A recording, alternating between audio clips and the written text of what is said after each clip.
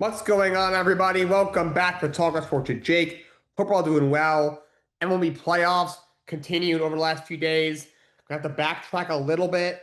I did not do a show on Friday. I did not do a show yesterday either, so I am backtracking a little bit with the playoffs.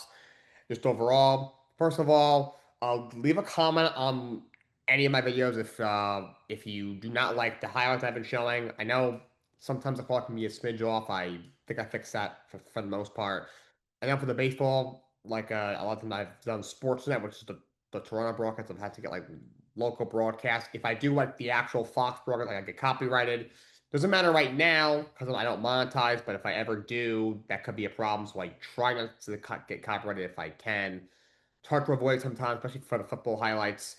That's why I've noticed that like the local broadcasts don't care, but the national ones do. So that's the reasoning for that, just to let you all know. But let's backtrack to the 17th of October. It was Game 5 of the American League Championship Series. Mariners defeat the Blue Jays 6-2. Come from behind with 5 in the 8th inning to take a 3-2 lead heading into Game 6. This game started out early on. Eugenio Suarez got the scoring started in the game for the Seattle Mariners. Despite that long layoff. And now a swing and a high fly ball to deep left field, and Eugenio Suarez has given the Mariners an early lead. Hits a bomb to left field there off of Kevin Gausman. That gives Seattle a 1-0 lead.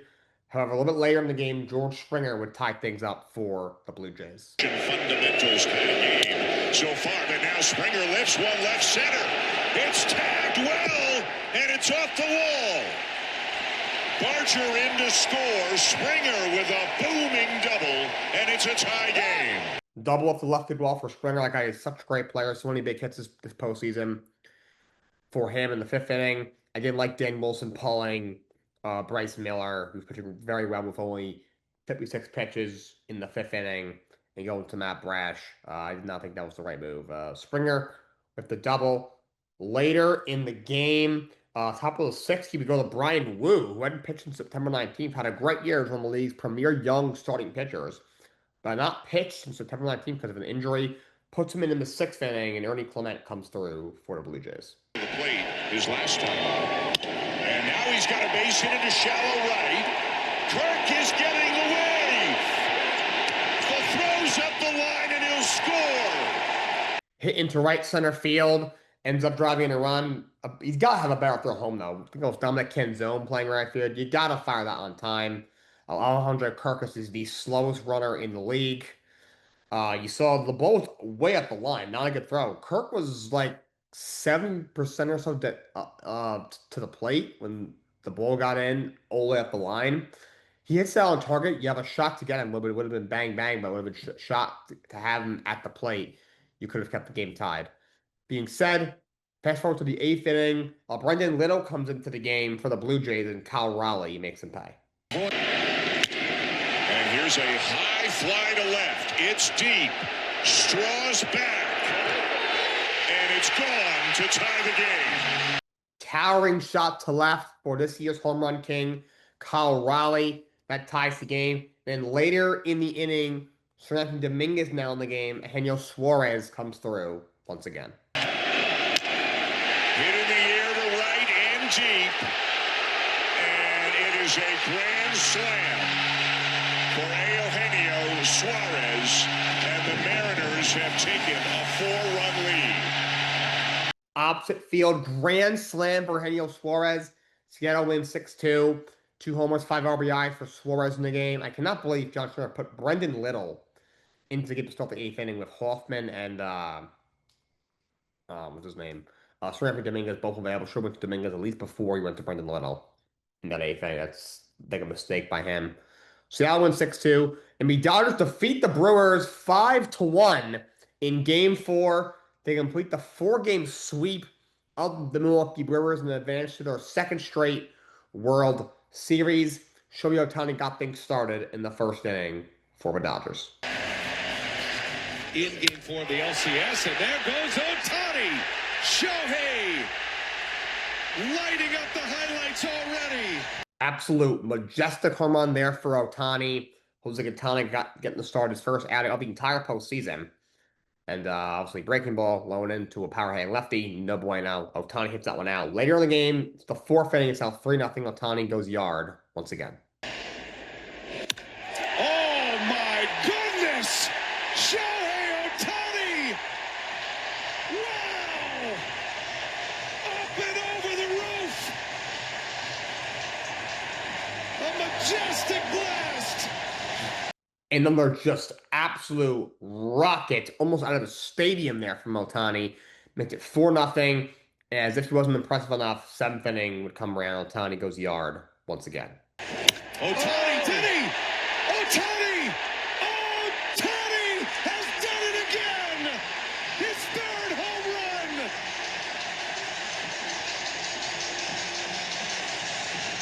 Another bomb. Shohei Ohtani is the first player in MLB history to have 3 home runs and 10 strikeouts in one game with 6 scoreless innings, just 2 hits and 10 strikeouts, and had 3 home runs. The guy's one of the most just incredible talents we've ever seen.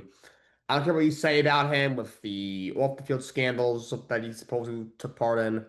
That is a generational talent. If Shohei Ohtani is not a generational talent, I don't know what is. The guy is incredible. I know his postseason numbers this year haven't been great, but when it mattered, he came up big in Game 4. 3 home runs for him. Pitched great as well. Dodgers sweep the Brewers, and they head to the National League. They head from the National Championship Series to the World Series. Brewers, they got to have a deeper rotation. They have so much good pitching, especially in that bullpen, but you basically had too many rotation. And though Brendan Woodruff was hurt, but Chicken Mizorowski should have been a full-time starter instead of doing openers with Aaron Ashby every game or two. And Jose Quintan's a guy who had a good year. Didn't pitch well in that game, but he should have been on the playoff roster at least from the start. I don't know why, pitch him to your down 3-0 to the Dodgers. That doesn't make any sense to me. But moving on, Game 6 of the American League Championship Series. The Blue Jays took the script. They beat the Mariners 6-2 in Game 6 to force a Game 7 in Toronto. Of course, Game 6 and 7 were both in Toronto. This one started with a RBI hit from, it was Ernie Clement who got the score. It was Addison Barger got the scoring starter for the Toronto Blue Jays. The 2-2. And he lines it into right, a base hit. Varsho will come in to score. Clement racing around to third. RBI single right field. Barger will come up again with a 2-0 lead a little bit later in the game and extend the Blue Jays lead. In the air to right center. It is gonna go! 2-run bomb for him. 3 RBIs in the game. Seattle just couldn't get the big hit. They had base loaded, 1 out twice. Granderson double play both times. They just couldn't get it done. 6-2. Toronto wins. Good outing from Trey Savage, the rookie. What a sensation he is. And then Game 7 last night, the Blue Jays complete the comeback, defeat the Seattle Mariners 4-3, come back down 2-0 and 3-2 in the series. They advance to the World Series. A great game.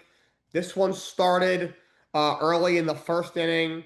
Josh Naylor got things started for the Mariners. Pass to diving Guerrero and into right, a base hit. Rodriguez getting the wave and will come in to score the first run of the night. Great hit for Naylor. It's been a huge pickup for the Mariners at the trade deadline. One of the best hitters in baseball. He's become over the last couple of years. Hanging pitch from Bieber. Naylor goes with the pitch, pulls it on the ground.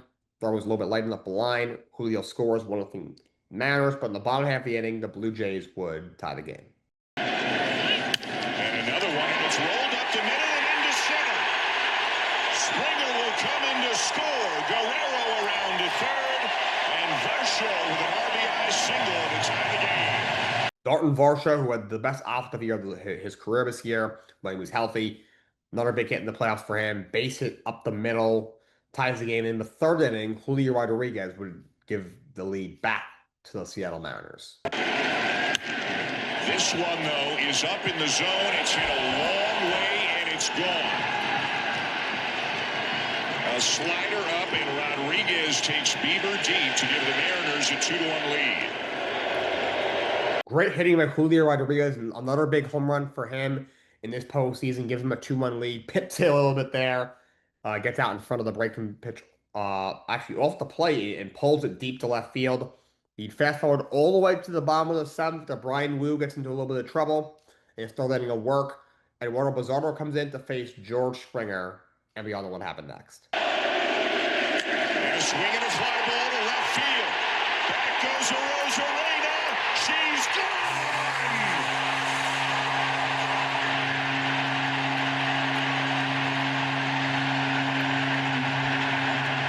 George Springer does it again. What a postseason for him.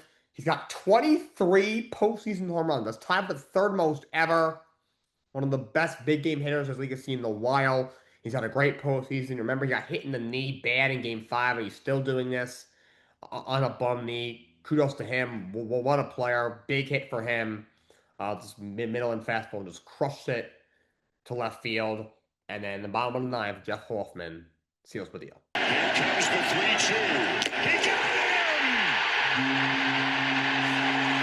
him! Great pitch getting Julio up a chase. He strikes up the side in the top of the ninth. A lot of people were worried. Hoffman's been good down the stretch. He's been good in the postseason, but didn't have the best year in the regular season. Was a little bit inconsistent. He's been a little bit hit or miss all year. Kind of how he's been his whole career, to be honest. Chris Bassett was a starter, but he's been a reliever this postseason. He pitched a really clean eighth inning, not a lot of pitches. A lot of people were wondering if they would leave him out there. So it goes to his closer, and Hoffman gets the job done. Kudos to him. What a game, what a series. The Blue Jays advance to the World Series. Game 1, Dodgers and Blue Jays will be on Friday night at 8 o'clock. Before we move on to the next segment, a couple of managerial openings were filled. The San Francisco Giants hired Tony Vitello. If that name does not ring a bell, he is the manager at the University of Tennessee. So the Giants hire a college manager. So this is relatively kind of almost this could be a trailblazing kind of hire. We've seen coaches be, go from college to the pros and have success. It usually doesn't happen right away. For example, Pat Murphy with the Brewers. He was a college manager for a while. Then he went to the big league as an assistant, was a bench coach for a very long time before getting a shot with the Brewers. Now, so he's done a good job there. Back-to-back division titles for him. Usually a guy doesn't jump right from college to the pros in baseball. I was also surprised that they went the college route. I knew Mr. Foley was going to hire somebody out of the box. It was not going to be a huge name. They were never bringing back Bruce Bochy. They were going to go out and hire, Ron Washington or something like that. It was going to be a younger guy, with Buster Posey running the show. I knew it was going to be kind of someone like he really liked. That's why I thought, Nick Hundley, who was his backup catcher at one point. He wants to be a man. I think he's an assistant coach right now somewhere. He got interviews. I thought he was going to get the job, to be honest. Ends up being Tony Vitello. This is one of those things. If it works and Vitello has success there, that opens the door for a lot of college managers to potentially make the jump. And this is going to start a trend. However, if 3 years from now they make a change and it doesn't work out, this will probably never happen again. So it's a very surprising hire. I would have liked some sort of coaching experience in Major League Baseball, even just as a bench coach that group. It's a veteran group. There's talent on that roster. They should be better than they have in these last couple of years. But Vitello, he's a great college manager. He won a lot at Tennessee. We'll see if that can translate to the pros. And the Angels, actually, right before I started live today, found their manager. Kurt Suzuki, a longtime veteran catcher, retired a couple of years ago from playing. He finished his career with the Los Angeles Angels. They hired him as their manager. The favorite was always Albert Pujols, all-time great first baseman, played for the Angels for 9 seasons.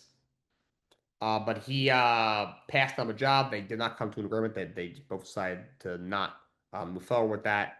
By the way, he's interviewing for the Padres job. I heard the Orioles looking at him as well for their managerial openings. But Kurt Suzuki takes the job.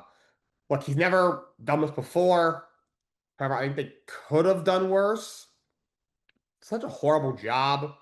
The roster sucks. It's old. Art Moreno's a horrible owner. It's a bad organization. You've had Mike Trout forever. You haven't been able to sniff the playoffs. You had Trout and Ohtani for a few years. Couldn't even get close to a postseason berth. They've fired managers like that. Brett Alls was a proven winner in Detroit. Ex-player, catcher. Catchers tend to make very good managers because, just you basically run the whole game behind the plate. And you gave him 1 year, fire him. You're bringing Joe Madden, one of the league's best managers. You broke the Cubs' 108-year World Series drought. You have him for like 2.5 years. You fire him midseason. Phil Nevin gets promoted. You fire him. You go in there, Ron Washington, one of the great baseball minds, was in the World Series twice with Texas years ago. He gets basically a year and a half, the second half of this past season. He was battling a health problem, so he stepped away from the team. You fire him. Just really, really despicable way to how they handled that. The interim manager, Ray Montgomery, got fired too. So if my math is correct, that's one, two, three, four, five. Suzuki is their sixth manager in like the last like 5 or 6 years. It might even be less than that. I think he can make a pretty good manager. That was a bit of a journeyman, longtime player, catcher. He knows the organization. But again, he's never done it before. That's such a bad situation. I don't know who's going to succeed in this situation until Moreno sells the team. But they probably could have done a lot worse. They were never going to get a big name. It's just not an attractive job by any means. Let's talk some football. College football recap from week 8 of college football. Louisville, the huge upset over number 2 Miami. Big ACC win for them. 24-21 the final score. Carson Beck those 4 receptions. Louisville picks up the win. I knew Carson Beck wasn't good. He had been playing pretty well, but he was not good at Georgia. He's not that good. Huge loss there for Miami. Carson Beck is just not that guy. Simple as that. Minnesota upsets number 25 Nebraska, 24-6. Dylan Raiola for 177 yards, no touchdowns. Buddy, you're not Mahomes. He's got a stop of just. I know he's still like, oh, I can't help that I look like him. Like, it's not just that you have the same facial features. You grow your hair like him. Your mannerisms are the same as him. Like that, you can help. Stop it, buddy. Minnesota have a big Big Ten victory in that one. Into the Saturday slate. Number 1 Ohio State shuts out Wisconsin 34-0. Jermaine Sane continues to play well. Those for 393 yards and 4 touchdowns. Indiana, number 3 in the country, beats Michigan State 38-13. Another win for Indiana. They moved to 7-0 on the season. Mendoza, their quarterback, 24 of 28 for 332 yards and 4 touchdowns. Continues to blow out. Should be the Heisman favorite right now, in my opinion.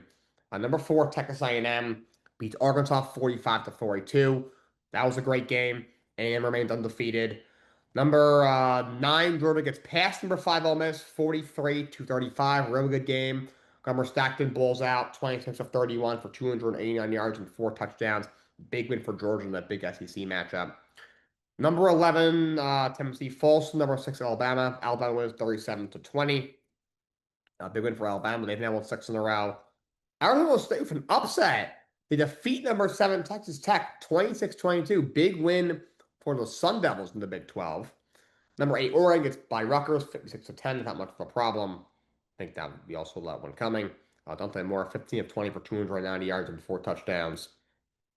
Vanderbilt, number 17, Vanderbilt defeats number 10 LSU 31-24. The quarterback, Dylan Paiva, another great game, runs for 86 yards and 2 touchdowns on the ground. LSU, they got to fire Brian Kelly. No team will win a national championship with Brian Kelly. He's a good-ish coach. Like, he had Notre Dame in the national championship that one time years ago. They won a bunch of games, but he can't win the big one.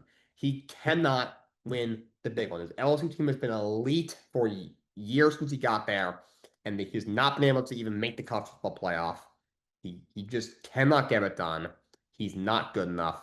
He should go out for the year. I don't know how the guy comes back. Vanderbilt picks up a big win. That's a really good football team. Vanderbilt's got. Number 12, Georgia Tech beats Duke 27-18. Georgia Tech, they are rolling. 7-0 this year. They defeat Duke. Number 13, Notre Dame defeats number 20, USA 34-24. Yeah, number 14, Oklahoma beats South Carolina 26-7. Mattia Point a little better, still didn't look great. Kind of soured on him personally. Number 15, BYU defeats number 23, Utah in a Big 12 showdown, 24-21. Number 16, Missouri beats Auburn 23-17 in double overtime. Auburn's going to have a new coach coming in next year for sure. It's just not going well right now. Number 18, Virginia beats Washington State 22-20. Virginia 6-1. Kudos to them. Number 19, USF beats Florida Atlantic 48-13. South Florida continues to play well. Number 21, Texas beats Kentucky 16-13 in overtime. UAB is a small upset, I guess, over number 22, Memphis 31-24. So that's good for USF. Gives them a legit shot now. A leg up to be the group of five team to go to the playoff. And number 24, Cincinnati defeats Oklahoma State 49-17. Oklahoma State obviously is a lost cause. They already fired Mike Gundy. They are a lost cause for sure. Yeah, another coach firing. The Florida Gators fire Billy Napier. The rumors going into the game that they were trying to come up with money for his buyout. They asked Billy Napier after the game, after a win, and he basically kind of was like, give a very wishy-washy answer. He was like, I'm just ready for tomorrow, I guess. He basically said, like, if I'm the coach, then if I'm the coach on Monday, we'll be preparing for this team, but I might not be. So we'll see what happens. And he gets fired. He did a terrible job. He did not do a good enough job. That team is way too talented to be 3-4. You have the best. You're in the best spot for recruiting in the entire country. You have a ton of money to spend. Their football facility is outrageous. It's amazing. And you year after year after year, you just continually underperform. He had to go. Uh, the college football head coaching carousel is one that we've never seen before. It's going to be crazy. So many huge jobs. The Florida job is open. The LSU job might come open. Penn State is open. There's gonna be a lot of big jobs. You wonder, does a guy like Lane Kiffin leave Ole Miss for another one of these jobs? Who is Penn State gonna hire? We all thought it would be Kurt Signetti from Indiana. He just got a huge extension, so that's not gonna happen. So I'm really looking forward to that coaching carousel. Auburn's probably gonna come open. I don't think Clemson will, but if they lose like in another game that they shouldn't, could Dabble get canned? I doubt that. The schedule's so easy. They'll go 9-3 and be in the ACC title picture again. But this is going to be an incredible slate of open. Oklahoma State, they're not good, but again, it's a pretty big time program. So it's going to be a just historic college football carousel in terms of the head coaches. So looking forward to that for sure. NFL recap, week 7 in the NFL. Thursday night football, Bengals get by the Steelers 33-31. People are calling it the Unk Bowl.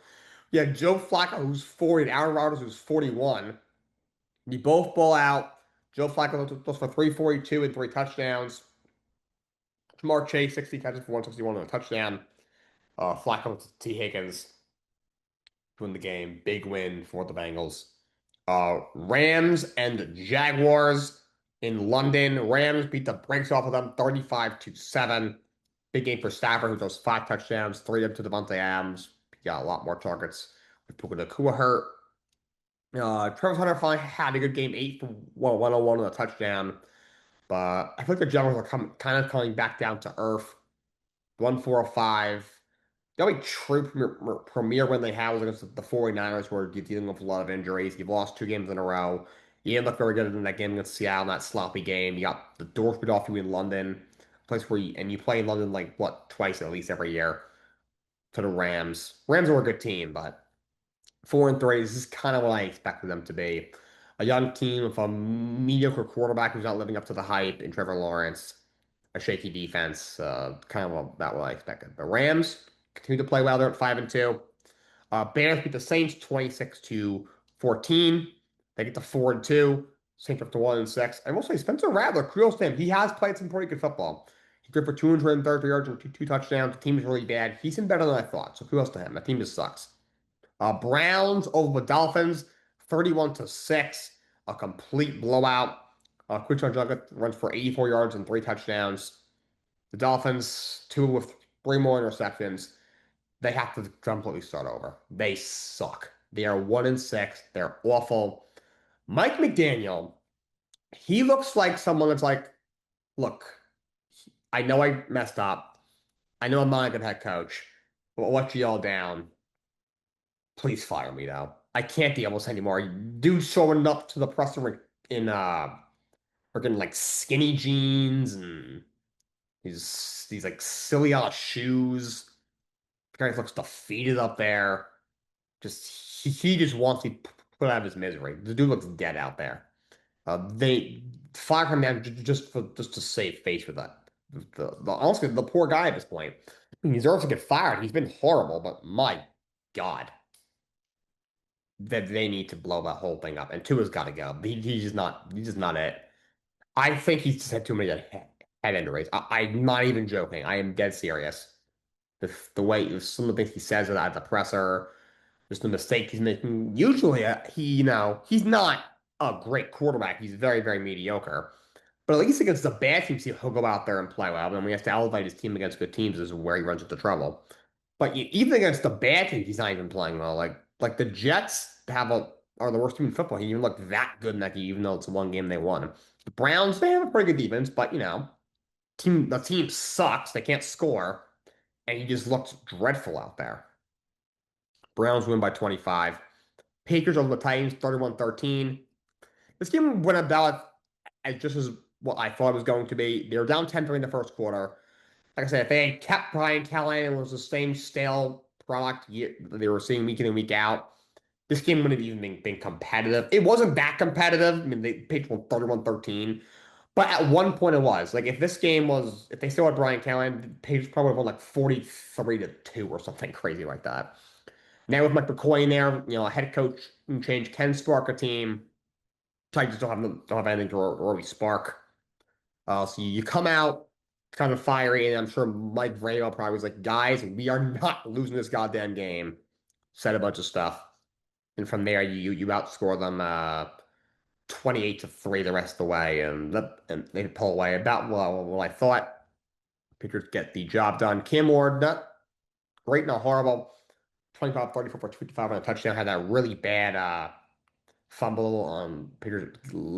If he handed the Patriots a touchdown, he has not looked great, but they're living to die out there. But it's really rough in Tennessee. They're 1-6. Patriots 5-2. Much like to say it, they are playing some really good football. They are in first place. Chiefs shut out the Raiders 31-0. Mahomes 26-35 or 286 yards and a touchdown. Of course, they got Rasheed Rice back. The Raiders suck. They're so bad. Poor Ashton Jeopardy, he's an incredible talent, but he's got no offensive line. That offense is brutal. That's a brutal football team. They're at 2-5. Eagles over the Vikings, 28-22. That was a really good game. Went down to the wire. Jalen Hurts, 19 of 20. They were 326 yards and 3 touchdowns. Devonta Smith had 183 yards and a touchdown. Eagles offense looked in full swing. They get the 5-2. Bounce back win for them. Vikings are up to 3-3. The Panthers beat the Jets 13-6. That game was a brutal watch. The Jets are so comically bad. I don't understand. Justin Fields got benched for Tyrod Taylor in the third quarter. Thank God. That dude sucks. Okay? He cannot push the ball down the field. The guy flat out sucks. Okay? And what is Aaron Glenn doing? End of the first half, you're just past midfield. You got a chance to get a field goal, only down 4 going into half instead of 7. You take a sack, and then you have it tonight, you don't use it. What are you doing, you clueless moron? How did they hire this guy? I don't understand.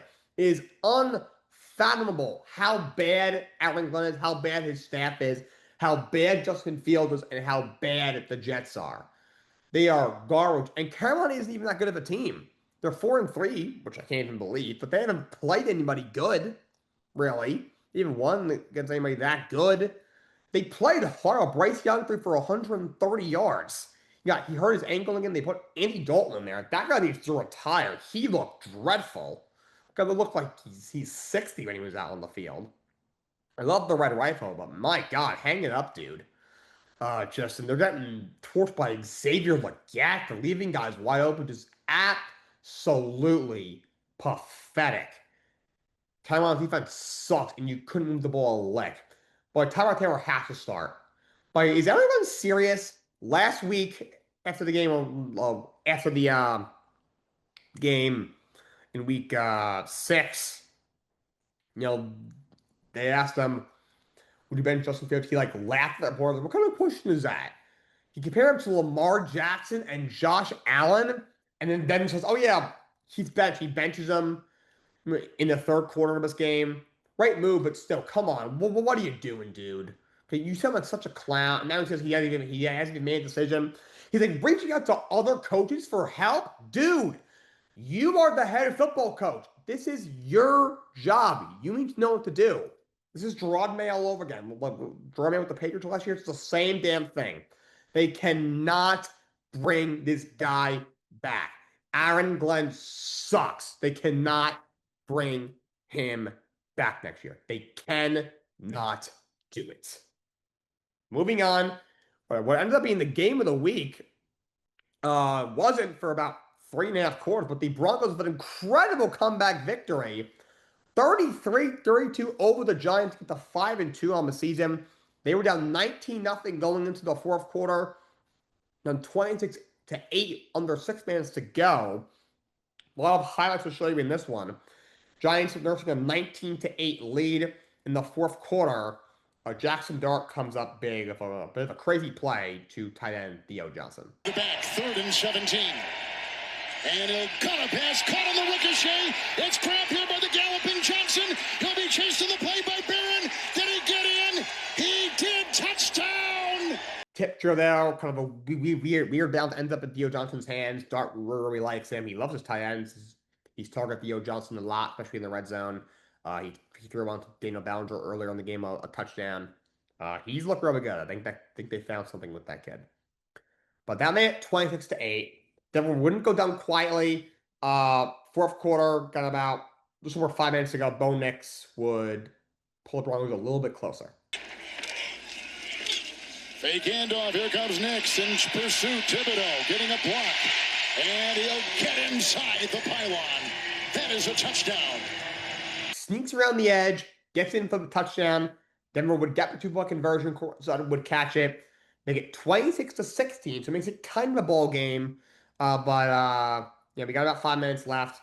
But a crucial mistake will be made by the Giants on the ensuing drive. At the line of scrimmage. It's a 3rd and 5. They come up the middle. Heavy pressure in the throw. Intercepted. It's picked off by Strnad. He breaks a tackle. Breaks another. Now inside the 20. Oh, disaster. What a play. A rookie mistake there from Jackson Dart. That can't happen. I guess he was under pressure. But what was that from? That was absolutely horrible. A brutal interception.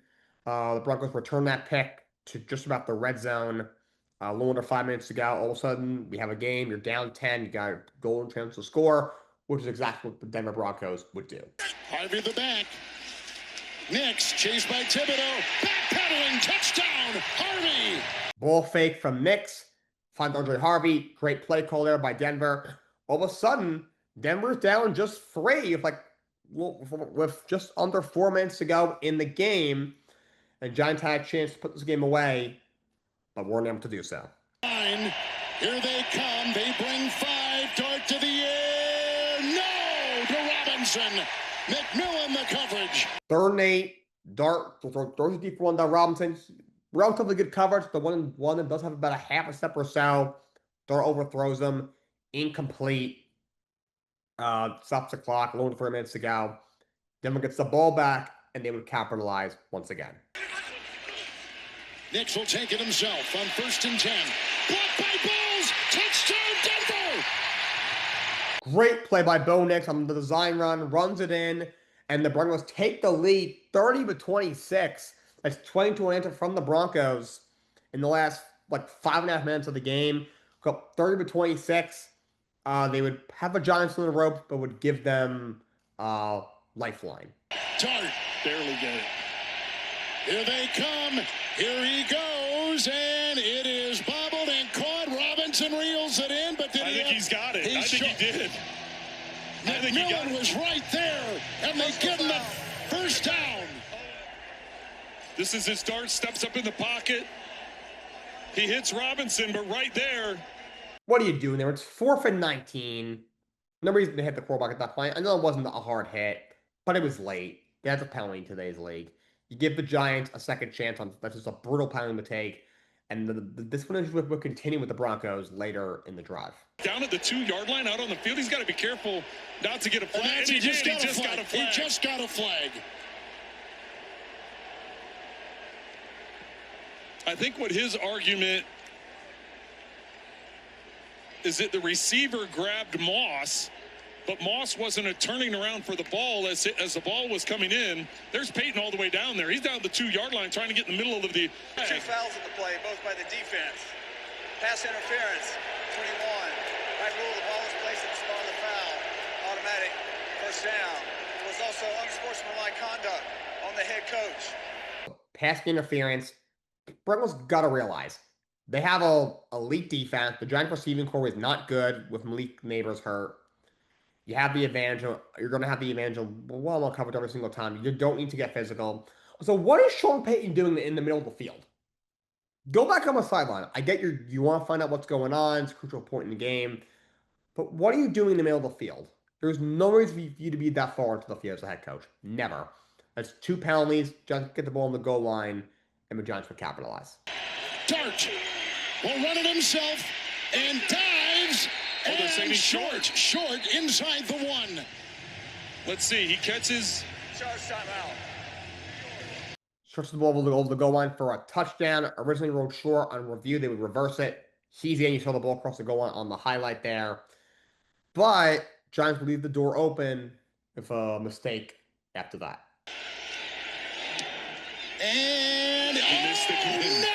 He missed that one again! Jude McCatney, I think is his name. He's their starting kicker with Graham Gano hurt. He missed 2 extra points in the game. It was a brutal miss there. Brutal mistake. And we had a crazy ending to this game with the Broncos coming out on top. From their 23, and no timeouts. Nix, long, down the middle, and caught at the 48-yard line and grabbed by Mims. It's a 1st and 5. Nix, and caught by Sutton. Got it on the side. Newman was there. For Boney the snap. Crawshaw, the rookie, will hold it. Will Lutz. 39-yard field goal for the win. He got it. Denver's won. What a job by the Broncos. Nix, I really think he was targeting on that first pass, but Marvin Mims, right place, right time. They get down, they spike it. Giants actually jump off. No, they were going to spike it, and the Giants jump off sides. Brian Burns didn't get it down the field in time. Just, you got to get down the field. Okay, come on. You got to hustle back down the field. Net. Great throw to Sutton. Great hustle by Sutton to hustle the ball over the line. I expect we have 2 seconds left. Will Lutz 39-yard field goal. Yes, sir. Denver scores 33 points all in the 4th quarter. Wow. Just wow. Incredible comeback for the Broncos. They outscored the Giants, what was it, 33-11 or something like that in the 4th quarter. Let me get the number right. Yeah, 33-13 in the 4th quarter. Just more than anything. And for the Giants, that is an atrocious loss. I think NFL teams had won 1,602 or 608 straight games, winning by 18 points in the last 6 minutes of the game, and the Giants break that streak. So the atrocious loss. First of all, how can they not find a kicker? I get Greg Willows been hurt a lot. It's tough when a kicker goes down, but it is not hard to find a good kicker in today's league. Brandon Aubrey has the best leg I've ever seen. He was a freaking software engineer or something like 3 years ago. Jake Bates is an all-pro kicker with the Lions. He was in the UFL like 2 years ago. Okay? It's not hard to find a good kicker. And the fact that the Giants continually can't do it is just embarrassing. I don't understand. It's just baffling. And again, you're up by 10, little under 4 minutes to go, 4th quarter. Is there even a reason to throw the ball? If a rookie quarterback, you got a meh receiving core, you have a dog and Scotbo back there, Dart can run the ball. Make Denver use a timeout. Even on the 3rd and 8. I get it. Now it's only a 3-point game. There's like 2:50 left, so you give Denver time. Their defense is exhausted at this point. They're struggling down the stretch. But again, and it's 3rd and 8, but again, Shorter pass, you have a guy in Wanda Robinson who's a bit more of a guy because of how small he is. He can go over the middle. Like, I don't love you going deep there, especially against a really tough Denver secondary. I don't love that at all. You can't get the stop. And just the miss extra point and just brutal. And Brian Burns not getting back on side. He's screaming after the game. The players are publicly frustrated with Shane Bowen, and Dable's like, we're looking at the game changes on the staff. What are you doing?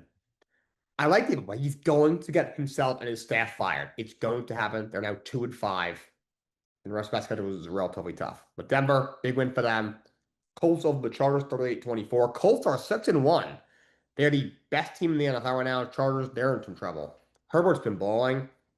They have so many injuries. They got to make a move. They're down to their third string running back. They got injuries on the offensive line, injuries on defense, and it's really showing. They're down 23-3 at the half. But that tight end they have, he's been playing well. 164 yards and a touchdown, but Colts continue to roll. Cowboys over the Commanders, 44-22. Could get to 3-3-1. Dak for 264 and 3 touchdowns. 110 yards on a score for CeeDee Lamb in his return. Javonte Williams runs for 116 yards and a touchdown. He's played really well. Commanders look off. Jane Daniels gets hurt again. He's probably going to miss like a month. The Commanders, they're coming right back down to earth. It happens every year. It was the same thing with the Texans last year, though I did win their division. It was kind of because they were in a bad division. A team with no expectations. You bring in a new regime. It doesn't inspire a lot of confidence. Just a really bad organization. Of course, the Commanders have new ownership. No expectations. They come out of nowhere last year, win 13 games. You go to the NFC Championship. Jane Daniels has an incredible year. And then this year, make a couple of tweaks. You go out and get Norman Tunsil. You go out and get Deebo Samuel. You add a couple of vets. There's legit expectations now, and the young team kind of crumbles under the pressure. We see this all the time in the NFL. Commanders will come back down to earth. They're at 3-4, and I'm not even sure that they're going to make the playoffs. Packers over the Cardinals, 27-23. So actually plays pretty well. Goes for 207 yards and 2 touchdowns. Arizona's just not that good. They're at 2-5. Packers 4-1-1. And the 49ers beat the Falcons 20-10. I don't understand the Falcons. You get the doors beat off you by the Carolina Panthers 30-0. Then you beat the Bills in prime time, and you lose to a depleted 49ers team. I don't get it. Panthers doesn't play well. Big game for McCaffrey, ran for 129 yards and 2 touchdowns, had 70 yards receiving. Yeah, 31 touches in this game. Big win for the 49ers. And doubleheader on Monday Night Football. I continually say stop with 2 Monday Night Football games. No good.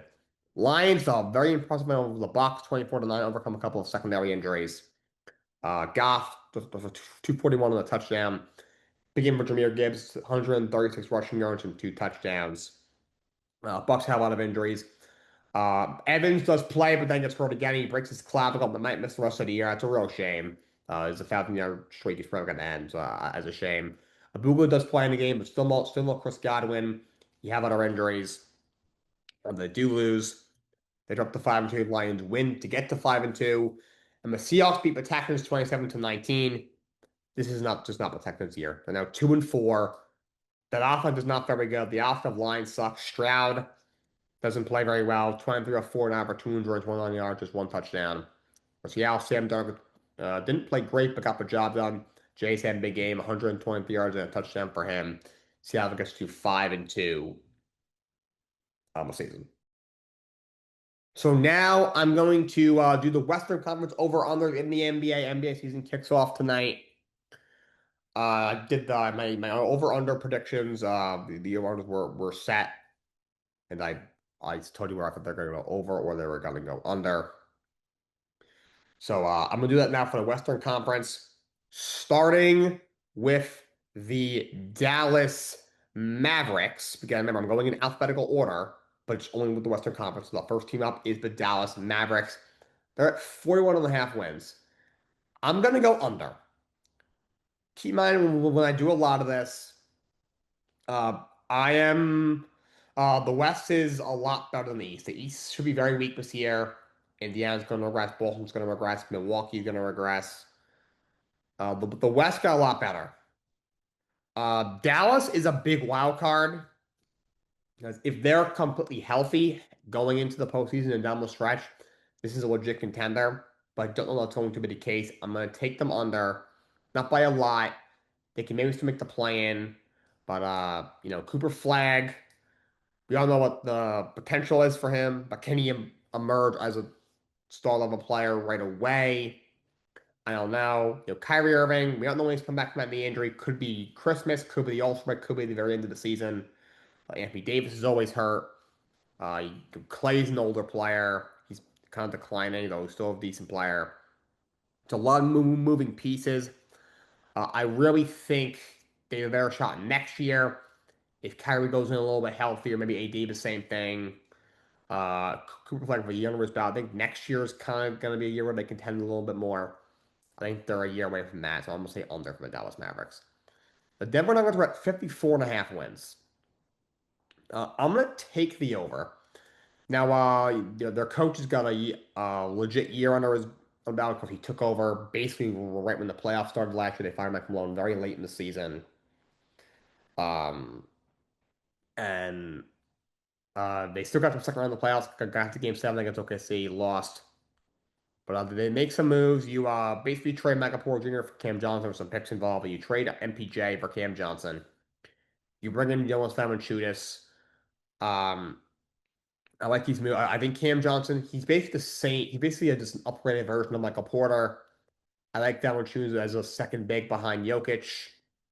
Um, Russ leaves. I think that's a good thing. I don't think he fits there super well. He's at the very end of his career. He goes to Sacramento. He's on with Sacramento recently. Uh, but I think this is a really good team. They still have the best player in the league in Nikola Jokic, Jamal Murray. We add in Cam Johnson. You add in Valanciunas. I think it's a really good team. I'll have them going just over the 54.5 wins. Golden State Warriors are at 46.5. I'm going to go with over.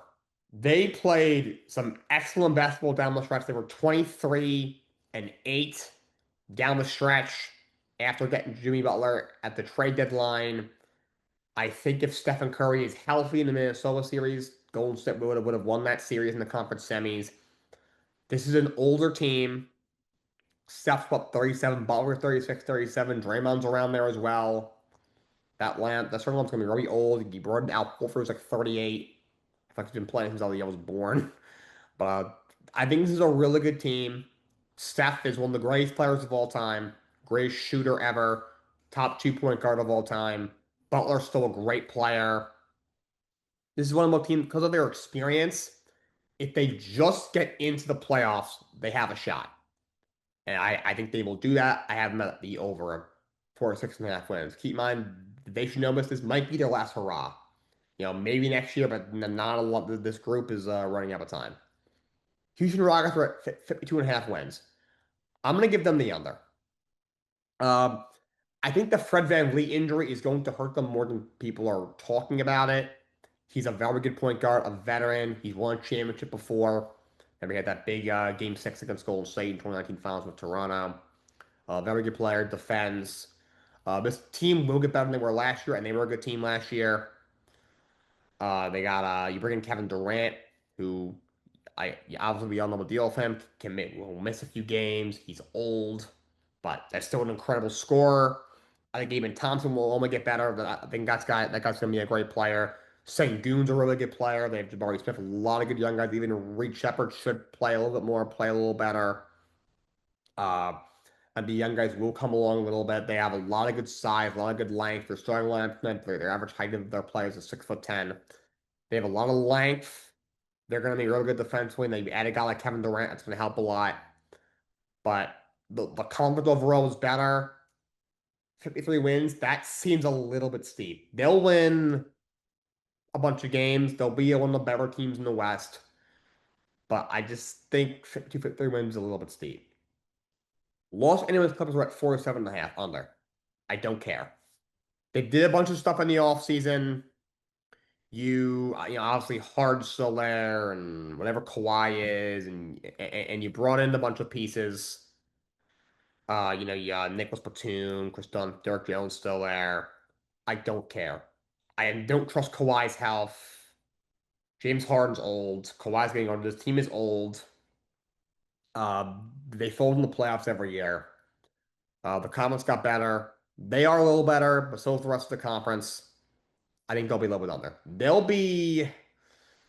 They're a team, if they were in the East, they might be like the 3 seed, but they're probably going to be like a 6 or 7 or even an 8 in the West. I almost picked a whole lot from this group.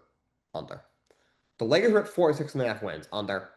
Not even a freaking conversation. I don't care about Luca. They played well down the stretch, went 19 and 13 after getting Luca, and then lost in the first round. LeBron's hurt. I mean, what's he going to give you at this point? I mean, he'll get a lot of points. I don't really know if it leads to wins at this point. He's going to miss a solid like month and a half to start this season. He could be out till mid-November. Look, Luka's a great player. Reed's a good player, but he's not that good. I don't think he fits there. I don't trust JJ Redick at coaching that group. I don't think that's a very good team still on there. I think they lose in the first round again. The Memphis Grizzlies are at 39.5. I'm going to take them over by a little bit. They do lose Desmond Bane, but you get back a couple of pieces from the match. You get back KCP, who is a decent 3-and-D guy. You could get back Cole Anthony, who's a solid young player. Yeah, obviously, health is a big thing here. Can John Morant stay healthy? He's a great player. But they don't have Steven Adams anymore. But Cynthia Aldama is a nice piece. A young player I think will only get better. They had Ty Jerome. He's a good player. I think they're a playing team. I don't think the whole lot from them, but you know, I was shocked when they made the coaching change, but I guess I kind of get why, but not really. The timing was off, but I think they'll be about 500 teams. So I'll say a smidge over. I mean, moving on, Minnesota Timberwolves 49.5. I'm gonna go under. Uh, uh, you went to the Western Conference Finals yet again. First of all, you kind of underperformed once you got there. You did not play well. I don't think you would have beaten Golden State if Steph was healthy. I already mentioned that.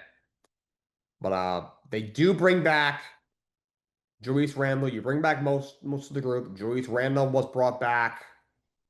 Obviously, Gobert is still there. You brought back Naz Reid. We don't have the averages, but I think they're going to miss Nickeil Alexander-Walker a lot. They traded him away. They just didn't have enough room for him. Didn't have enough money for him. I do think they're going to miss him a lot. Uh, Anthony Edwards, he's an incredible player, but he needs to get better as a playmaker. He can score for days, but he needs to be able to help his team in other ways. I love the kid. His game is incredible. But this is a team that did not play well down the stretch. You went 8-11 down the stretch. You I kind of got a little bit lucky getting to the conference finals. And he needs to get better as a playmaker. I'm not sure if that happens yet. I think they go under. The Pelicans are at 30.5 under. I don't trust Zion to be healthy. They made that weird trade, trading CJ McCollum and pieces for Jordan Poole. They can't stop anybody under. Definitely under. Oklahoma City Thunder, they're at 62.5, the defending champs. I'm going to take under. Look, they had an amazing year last year. One of the best teams we've seen in the last decade. They had 68 wins and they won the championship. So obviously Shy still there, the reigning MVP. I think the second best player in the entire league, but besides Nikola Jokic. They got Chet Holmgren is obviously back. Jalen Williams. This group is pretty much back, but it's room to go back to back in this league. They're going to have that kind of championship hangover over them. The last team that won at least 63 games after a championship was the Warriors in 2016 when they went 7-3-9, and that was obviously a iconic team. I don't see it happening. There will be a great team. They're definitely a title contender still. Coming out of the West is not impossible, but 63 wins is a big number. To win 60 wins back to back, you got to have a really special group, and that is a great group. Really young, getting Nikola Jokic back this year, having him healthy is going to be very special. But I feel like it's almost like they're a team like if they can just get into the playoffs with a top three seed, they'll be fine. So they're not going to need to put in all their effort to win 67, 68 games. If they can just win 58 and have the three seed, I think they feel good about potentially going back to back. So I will take under, not by a lot. They'll win over 50 for sure, but under by a little bit. Then we got the Phoenix Suns. We only have a few more teams to go. They're 31 and a half under. They're a mess. Who's their coach? Jordan Otts. They're simply better options to coach for a team. So you trade Kevin Durant away. You get back Jalen Green, who I don't think is anything special. Dylan Brooks and one first. You cut Bradley Beal. Look, Devin Booker is an incredible player, but Jalen Green, he's a kind of a stat pattern. He can score, but he's not very efficient. I like Mark Williams, good athlete, good rebounder, can rim run, but always hurt, doesn't play a whole lot of defense. They won 36 games last year. The West got better. They replaced Kevin Durant and whatever Bradley Beal is with Jalen Green, Mark Williams. They drafted that kid, come on, Malak in the first round, though I do like him, and God knows who else. They are a worse basketball team under from the Suns. The Portland Trailblazers, they're at 34 and a half. I'm going to take over, but not by much. By the way, kudos to Chumani Kamara and Shea and Sharp. Congratulations to them. They just get bags. Kamara gets 4 for 82. Shaybon Sharp gets an extension, 4 years, 90 million. I did the ECS today. They Pacers will extend Aaron Nesmith 2 years, 40 million, and Durant got 2 years, 90 million with an opt-out. So those are the extensions in the NBA as the season gets started. Blazers, look, you traded Simons for Drew Holiday. I ain't like that trade. I get why you would trade Simons. You have too many point guards there. Obviously, they're high on Shaybon Sharp. You drafted Scoot only 2 years ago. You want to give him more of a chance when he's healthy. But I don't like Drew Holiday. Like he didn't want to play there the first time. I mean, when you got him for Dame, you flipped him to the Celtics. I don't know why you want him now. They played better after the break though last year. The Blazers, they were really bit before the break. They were almost 500 over the last 27 games. They shot 56%. Shooting the against spread, they won most of their games. There are some young pieces I like. Denny Avi, I think, is very good. Kamara, he's probably the best piece you got for Damian Lillard. Great defensive player. Shaybon Sharp is continuing to get better. I like Jeremy Grant. We have Scoot Henderson back at some point from the hamstring. I don't think this group has a high ceiling, but they could make the plan. I'll take the over. Sacramento Kings are at 35 and a half under. Why this team? They make it back to the playoff for the first time in like 20 years. Have that electric atmosphere with Light the Beam. And it's like, let's put together the 2024 Chicago Bulls with Zach LaVine, DeMar DeRozan. I don't get it. DeRozan's washed. LaVine, good player, but overrated, always hurt, doesn't defend. You just extended Keegan Murray, who only I think is an all-star, for 125 million or 140 million. You just signed Russell Westbrook, who's cooked. Um, this team's gonna sell up a deadline. They suck. I don't think they make the play-in under. And the you got two teams left. One of them is the Spurs. They're at 43 and a half. I'm gonna take the over. This is a really interesting team. A lot of young pieces. They got a lot of point guards there. Stephon Castle, De'Aaron Fox, the draft Dylan Harper. But just I like this core. Not sure what Mitch Johnson is as a coach. Obviously, Greg Popovich had to step down because of health problems. But Castle was the reigning rookie of the year. I've said it many times. If that guy develops a legit three-point shot, he's an all NBA player. Fox is really underrated, great player. I think Dylan Harper will be a great pro. Vassell's really good. Victor Wembanyama is obviously a freak of nature. If that guy stays healthy, he'll be an amazing player. So many pieces there. This is a really, really good team. And I think they take a step forward here. If they stay healthy, they'll be at least a play-in team. I think could make the playoffs. And the last team, Utah Jazz, they're at 18 and a half wins. They're going under. This team is so bad. Laurie Markin, I don't think he lasted full season on the team. I think he'll get moved. Keontae George hasn't impressed me a lot. I like Walker Kessler, but he's a 10-10 guy. You trade away Colin Sexton. There's nothing going for them. I think they'll be the worst team in the league. Washington is also going to be really bad, but I think they'll be a smidge better than they were last year. And the only other team that maybe will be in the conversation is maybe Brooklyn. I had it at the under of 20.5, but I think Utah's definitely the worst team in the Western Conference. They will go under. Last year they had what 17 wins. I think they'll be right around that as well, if not maybe even worse. But that's all I got for you guys today. Trevor start the NBA season. Till next time. So long. Have a great day.